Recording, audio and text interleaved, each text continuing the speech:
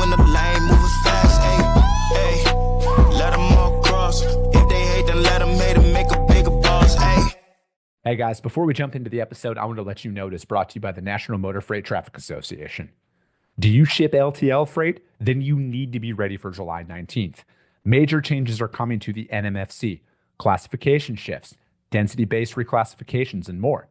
Don't get blindsided. Visit nmfcchanges.com to get prepared with official resources from the NMFTA. Not sure if your NMFC numbers are affected? Use the NMFC item lookup tool at getclassification.com. Just enter a single item or upload hundreds and instantly see if your items are being reclassified or renumbered. It's time to get it together. These NMFC changes will impact how you quote, route, and bill your LTL freight. Visit nmfcchanges.com now for tools built specifically for 3PLs and shippers just like you. Stay ahead. Don't let July 19th catch you off guard. This episode is brought to you by SPI Logistics, the premier freight agent logistics firm in North America. For over 40 years, SPI has been diligently building the most successful freight agent network to provide first-class relationships for our shippers, receivers, and carrier partners. We are more than another transportation network. We are a dedicated team of professionals united by one singular purpose, and that is to expedite our agents' success. All of our agents are set up for success on day one, as they are provided with a full suite of support staff that is ready to assist them with everything from after-hours emergencies to financial and administrative needs on a no-fee basis. This way, you can focus on continuing to grow your business. There is no financial risk to start, and you have the ability to earn up to 75% in commissions. If you are looking to take control of your financial future and build your business with the backing of one of the most successful logistics firms in North America, visit www.spi3pl.com to learn more. Do me a favor and let them know that the Freight Coach sent you. What is up, ladies and gentlemen? We are back. We are live. It is the Freight Coach Podcast, the top podcast in transportation, coming to you guys every single weekday, 8:30 a.m. Pacific, 10:30 Central, to break down some industry headlines. But most importantly, you guys provide some actual insight into what you can do with all of this information.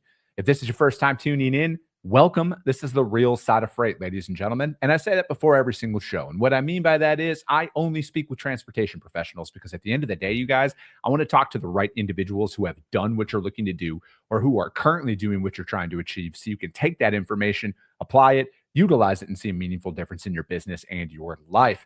Happy Wednesday, everybody. I got a very special guest for you guys. I'm going to bring her up here in just a second, but I do want to do my little reminder. The Freight Coach newsletter dropped this morning. All right. So once a week, we drop it every single Wednesday. It's all freight specific out there, you guys. We have fuel prices. We do some rates in there as well. And then we just, highlight one of the episodes out there and just continue to talk about those topics. It's all freight related though. And no, I don't auto sign you up. So that's why I need you guys to go to thefreightcoach.com and it will auto prompt you to register for it. Because I personally hate it when people just give out my email address to everybody. And then I get 87 newsletters out there and stuff like that. And I just believe in earning everybody's downloads and all of that stuff. So if you want to check it out, you guys go to thefreightcoach.com. But today's guest, very excited about this product. I've met her in person. She was with me a couple weeks ago up in Vancouver at the SPI Rendezvous. She demoed her product for the audience out there. And what they're building, you guys, is, I think, one of the most important steps in the process, right, is stopping fraud from even getting to your carrier reps, right? And from even getting past that, it's the gatekeeper of gatekeepers. So I have Solomiya Tomkiv with WireBee on the show. So Maya, thank you so much for joining me here today. Hey, what's up, Chris? Happy to be on. No, I'm looking forward to this. Seeing your demo out there up in Vancouver, but then, meeting, even a couple of weeks prior to that as well with one of your co-founders, and just seeing the why behind, why you guys created WireBee. And I want to have you explain that all out there. But before we kind of get to that, how'd you get your start in freight? What brought you into the transportation industry? With freight, you're either lucky enough to join at some point as a professional, or you're born into it. And I'm one of those that are born into it. My family started a trucking company in the early 2000s. And I went to school initially thinking I was going to go to medical school to get as far away from it as possible. Changed my major to business and ended up in freight shortly after college. So and this is, I always love this because, like I came from a family of truck drivers as well. And I especially love talking to people who like grew up in the industry that like, I just think it brings a different level of respect for like what actually goes on out there in the real world. Right. And especially if you're going to create a piece of technology for an industry, knowing what these touch points do and actually like experiencing it from, whether you're behind the wheel of a truck or dispatching or booking trucks as a broker or anything like that. And then you go out there and build a piece of technology to kind of help it.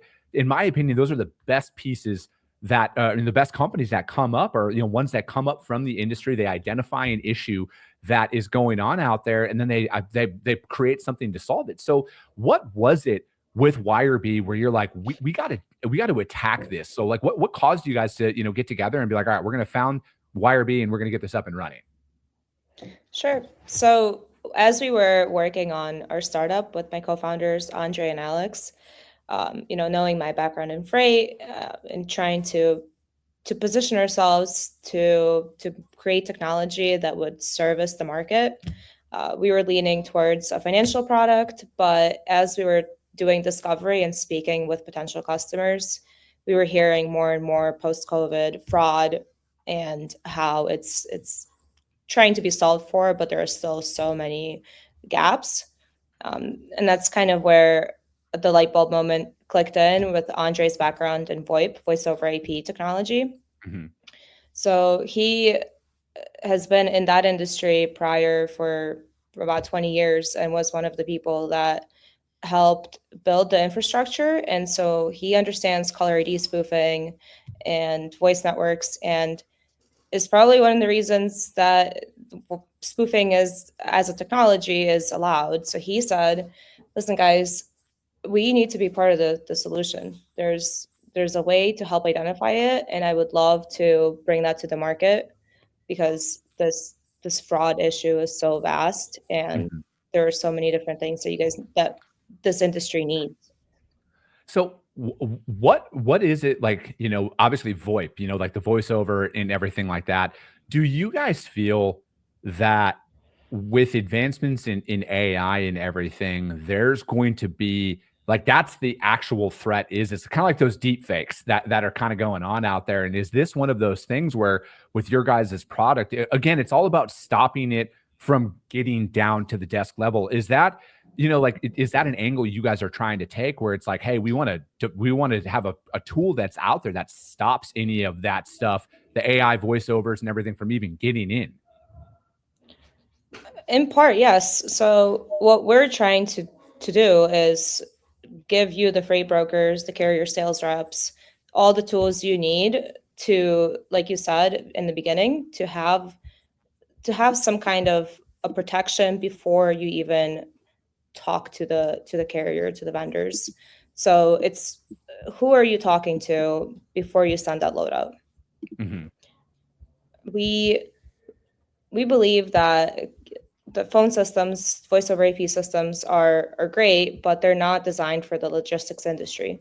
And what we're building is a layer on top of that to help with efficiency, to help with identifying potential fraud and stopping it from getting to you. So how does it work, right? Like, is it just based on the inbound call that comes in? Like if I'm out here and I'm posting a load, whether, I post it out through my TMS, we use Revenova personally. So it's like if I post it through my TMS and Revenova and they're synced up with the load boards, truck stop, DAT, does it work with that? Is it like integrated with that? Or is it just my phone system that you guys are working with to kind of stop that? Can you kind of walk us through that process from like, hey, you post this load out there from this way, and then this is how it kind of goes? Yep. So as soon as you get WireBee, you start posting your freight with our phone numbers.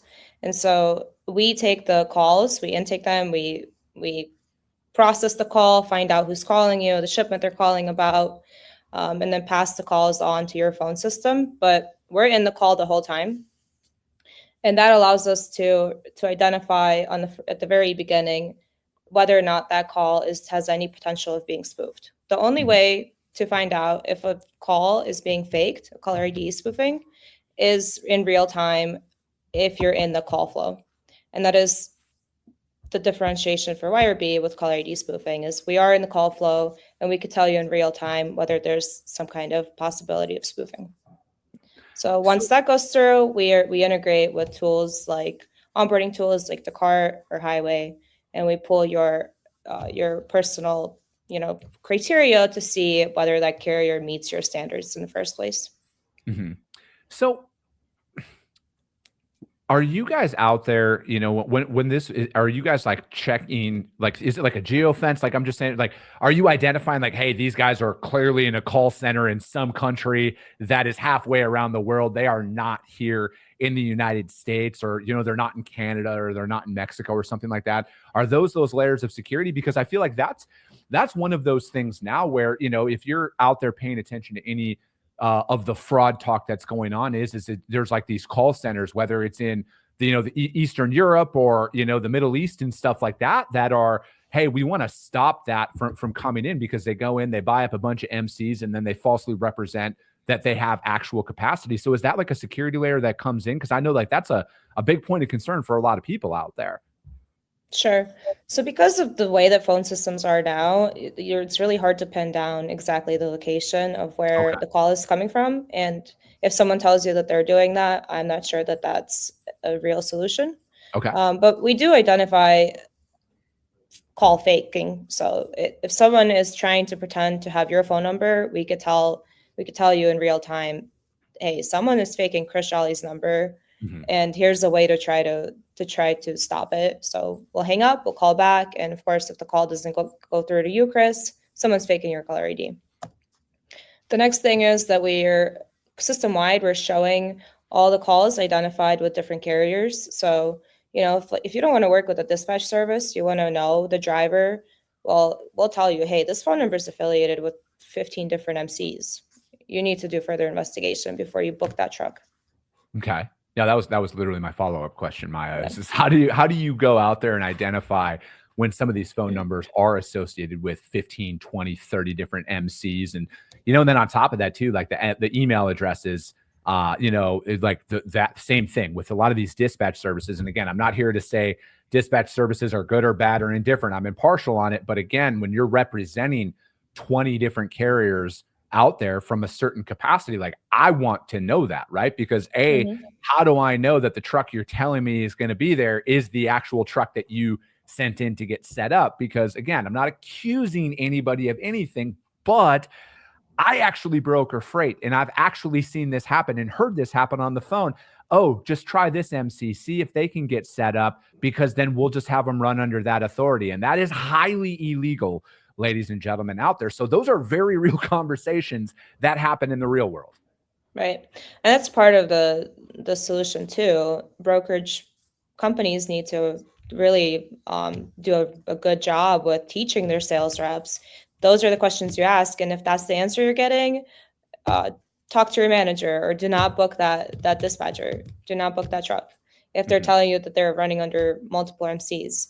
WireBee is a great solution, but there's many great solutions. And unfortunately, it takes layers. It takes multiple technologies to try to attack this from multiple angles. Like there's companies like Tive out there that help you with tracking of the equipment, which shippers and brokers use, which are also, I think, really great with trying to help prevent fraud on that level once you've already sent the truck out. So there's no cargo theft possible. But it requires, I think, a lot of people working together and more honest communication. So how does it, like if you're out there and you're, posting freight for every single load, and, maybe it's what we call in the industry a phone melter, right? Like you're getting 80 inbound calls at the exact same time for it, and depending on the lane, that is a very real thing. Like your phone bricks and you are unable to even see who's calling. And, so from my perspective, there's some of the freight markets that we operate in where if we had to post it out there, that's exactly what would happen. We would get 100 inbound calls at the exact same time. And it is like, here's a prime example for you, Maya, is I'm out here posting, if I'm out there posting a partial out of Colorado, for example, but it has to be a dock height flatbed to go in and get loaded. Every hotshot carrier out there goes and sees that, and then they're all calling. And then at the end of the day, I got 30 calls in a row hey, can this go on a hot shot? Hey, can this go on a hot shot? And I'm like, no, absolutely it can't. Is this something where it's like I could, because you had mentioned like it shows it's a dispatch service or a hotshot company where it will show, and then I can like pick and just go down to the carrier who clearly has flatbeds based on their phone number, and then I can go and answer that call and avoid the 30 other ones. Yeah, that's part of the efficiency solution within WireBee. So like you mentioned, you get these 80 calls on one shipment and you have 4 reps. You're not going to get to all of them. And the possibility of you getting to the good carriers is slim to none. And sometimes you have to take the risk because you have to cover that shipment within a specific time frame. So when calls go through us and we're integrated with your internal tools, we're sifting out through the carriers who are not meeting your criteria. So those 80 calls go down to 60 or 50 calls. Now, with the calls you have left, you have so much information in front of you, including whether that carrier's in your network, what shipment they're calling about, what that carrier type has, like you said, what kind of equipment do they have? And then you get to choose who you talk to first. So if you want to talk to carriers that are already set up with you because you need that load picked up in an hour, you pick up on that call versus the one that's first in line. So that's where traditional phone systems are not able to do that work for you because they're not integrated with your tools. They're not in this industry. So that right there, in my opinion, Maya, is that's my favorite feature of your guys' product is the fact that I can go out there and see a carrier that's already set up and active inside of my system.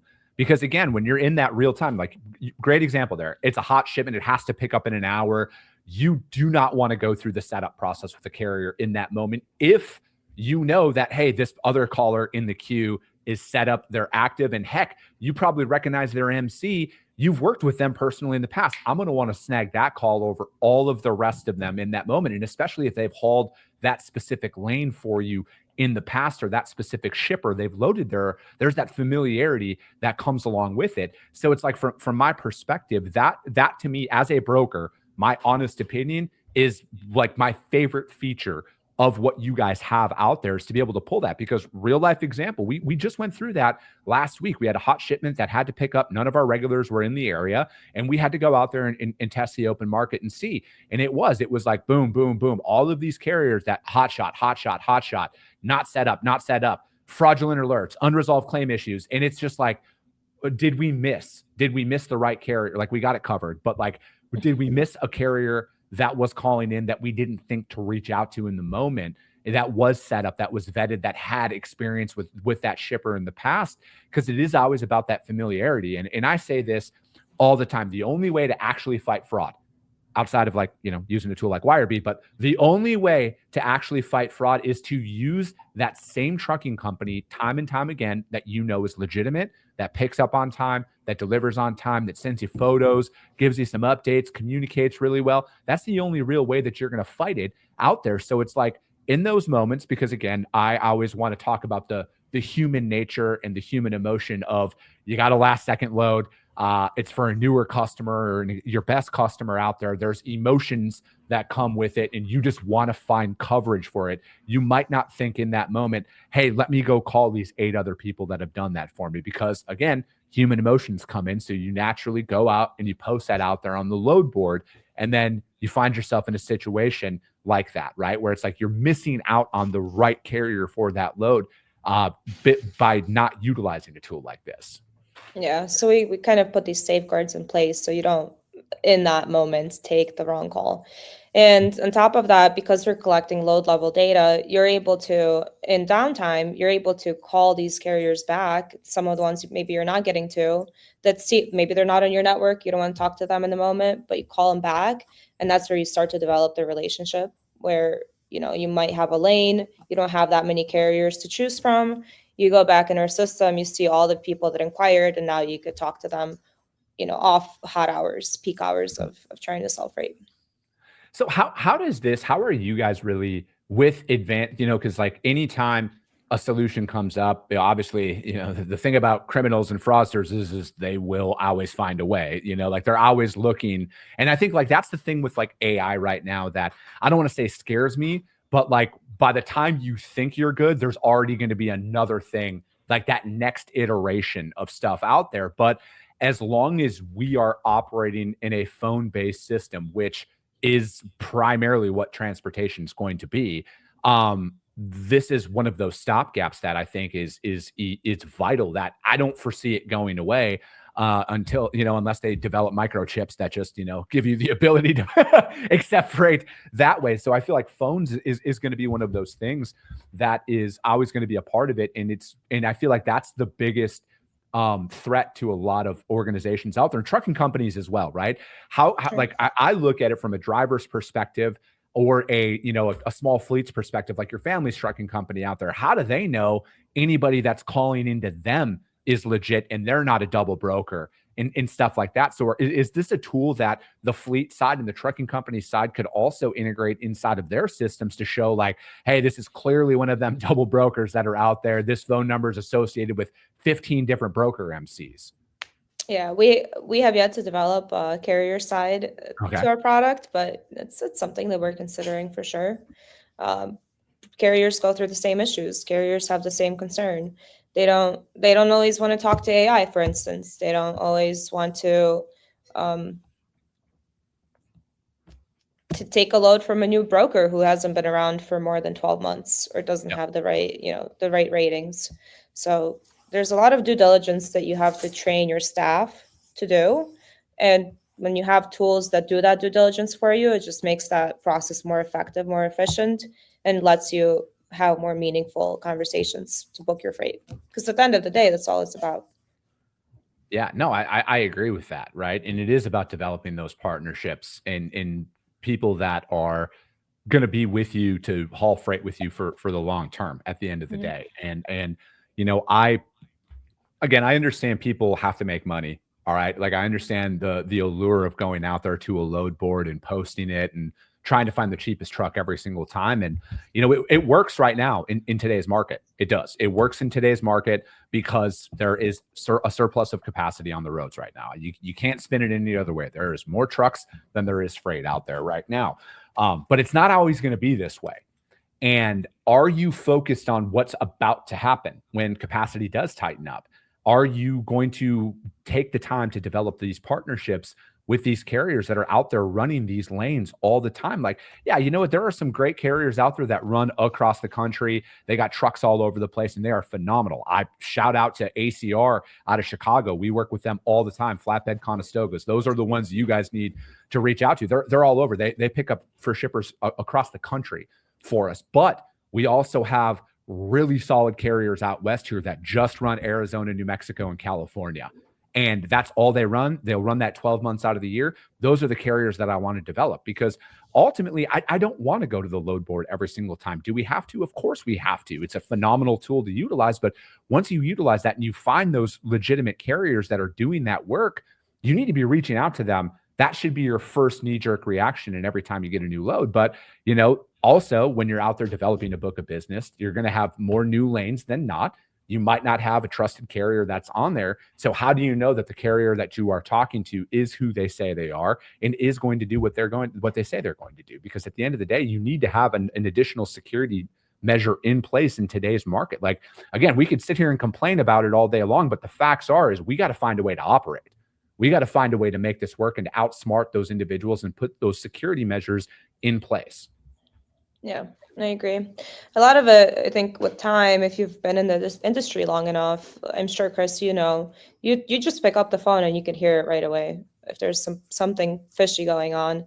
And unfortunately, not everyone has that skill developed from day one of getting into this industry. But I think that's why the phones are still such a big part, and they're not going to go away, because that live conversation, that real-time engagement is going to help you already vet internally, like with your own intuition and of course with tools that you have in place. And I think that's why those live conversations are still so important for building and maintaining relationships. No, I'm right there with you, Maya. And I look at it as that, I have been doing this long enough, right? And I'm not going to say that we're not susceptible for something happening, but I can tell in about 3 seconds if the person that I'm talking to is a legit person or not, or a legit provider or not, because they all have the same telltale signs. All right. And I will tell you guys this right now. If they are only concerned about what a load pays, realistically, they're trying to commit fraud with your freight. They're trying to double broker it out, because the legitimate carriers that are out there, they need load details. They need to know when a load picks up. They need to know when a load delivers. They need to know commodities. They need to know pallet counts, weights, all of that stuff. Money is usually the last thing. Yes, they're concerned about money. So no, I'm not saying that they don't care about what they get paid on it. But ultimately, they need to make sure everything aligns with their business. And then if it's a fair rate, they're going to take it. Yeah, there's going to be a negotiation that comes in. But normally they're like, hey, I'm calling on this load. Hey, what does it pay? What's it pay? Right. And like, they don't care about anything else. Yeah, the first thing you should be hearing is, like you said, the times, because a legitimate carrier is running on hours of service that are mandated by the government, and they care about those things. And so if they're not asking about that, then they're a carrier that doesn't care about their safety, or it's a double broker. Mm-hmm. Yeah, it's wild out there. What's next for you guys with this? Because I know, you guys were out at TIA earlier this year, and you guys are out on the road, and you guys are really trying to get your product out there. So like, what's next for you guys this year? Are there any other shows you're going to be at? We'll definitely be at FreightWaves in November. Maybe a few other shows. I'm not really too sure, because I think the beginning of the year has the majority of the shows. So like Manifest is the first one that comes up. I think it's in January or February. Mm-hmm. But definitely we'll be at FreightWaves, and then a few other smaller ones, mm-hmm. A couple of customer shows as well. No, I got you. It's, I think like when it comes down to it with getting out there and, getting your product out there, and, and especially as a startup, how do you know you're going to the right show at the same time, right? Because it's like, I look like everything's an investment, when you're bootstrapping your business. Now we were kind of talking about this up in Vancouver, when you're out there bootstrapping your business and stuff, you got to be aware of, what you're going out to and what you're doing with that. Because, when you're trying to get your product off the ground, I mean, at least this is what I went through. I went the route of, I'm going to try and go everywhere. And then I looked at the end of it, and I was like, all right, I can probably eliminate 80% of the travel that I did, because there just wasn't necessarily an ROI that was coming along with it for where my business was. And, but I like, for me with you guys, I think like those customer testimonials are going to be so key to getting it out there, because I don't know of anything else out there that is doing what you guys are doing. Like I'm not aware of any company that is freight focused that is doing this. If you do, let me know. I don't think so either. I think we're a little uniquely positioned in the industry, and hopefully they'll take us a long way.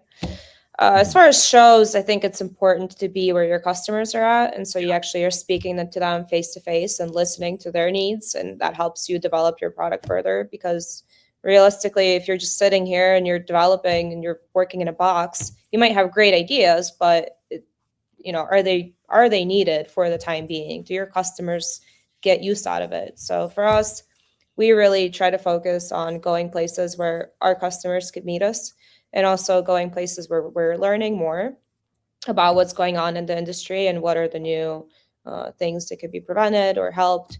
Like the TIA is a great organization that we're a part of. We'd love learning from the sessions that they provide and things of that nature to help us stay more informed. And that means more competitive for our customers. No, definitely. No, I love it. I think you guys have a phenomenal product here. And it's one of those ones that I feel like every brokerage needs. And I know just the situations that we're talking about here, any broker that listens to this is going to know exactly what I'm talking about. When you're getting 100 inbound calls, you don't know who's the legit carrier or not, or the right option for you. Whether they're legit or not doesn't mean they're the right carrier for you. And how many times do you have a relationship with a provider that's calling in and you miss their call in the moment, and you're like, damn, I wanted to put them on that shipment and stuff like that. So for me, like, this is just another added layer of safety and security for the organization, for the business out there, and then ultimately for your customer, right? Because that's what we're doing. We're trying to protect our customers' freight, and we have to go out there and think of any and every option we can to ensure we're delivering that level to our customers out there. So Maya, thank you so much for taking the time to join me today. How does anybody reach out to you guys to find out more about what you got going on at WireBee?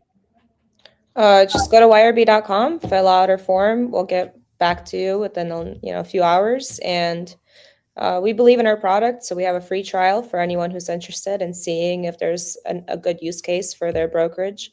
And we love talking to potential customers and just hearing what you guys have to say.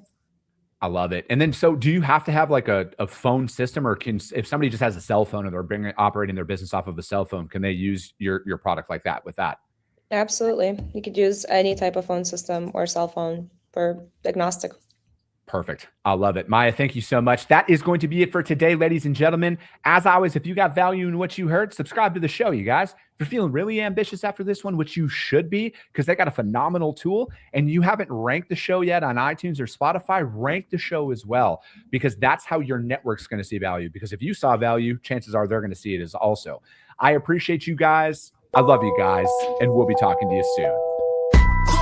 Came back with a bang, window down, yelling out money, anything. Ayy, ooh, got the foot on the gas, pedal to the metal when I'm getting to the back. Ayy, got the foot on the gas, pedal to the metal when the lane moving